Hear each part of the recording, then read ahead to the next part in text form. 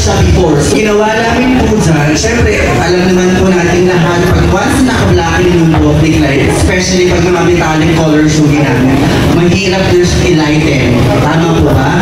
Sobrang hirap niya i-lighten. Although nahihirapan din po kami, pero dahil sa power ng product na meron kami, na-achieve namin yung kulay na gusto namin po.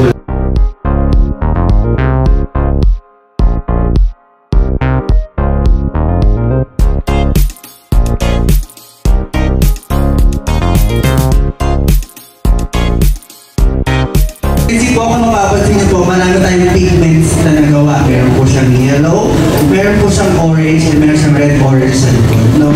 So pag mga ganyan po, pag mga ganyan po klase ng buhok ni Clyde, pag nagpapainit, wag na po natin i-reach yung level na gusto natin. No? Pag na-reach na po natin yung ganyan klase ng level, dyan na po lalabas yung natin, creativity. Kailangan natin po, yung undertone po na ginawa natin, doon tayo gagawa ng magandang color combination. So, syempre, hindi na tayo pwede maglagay ng ash chan. Why? Kasi pag naglagay tayo ng ash chan, meron po siyang yellow, may part siya na super white na, no? Diyan lang po lalabas yung super ash. So, kami, ginawa namin ng paraan. Gumawa po kami ng dalawang klase ng combination of colors.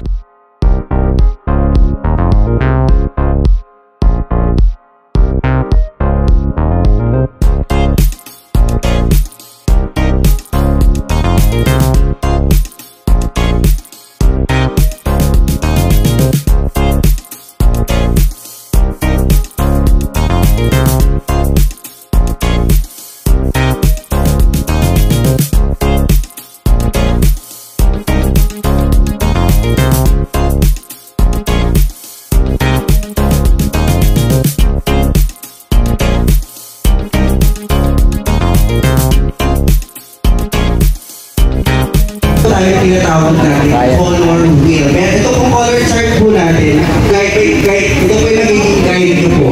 Kung baga hindi siya palamuti sa salon, guide nyo po siya.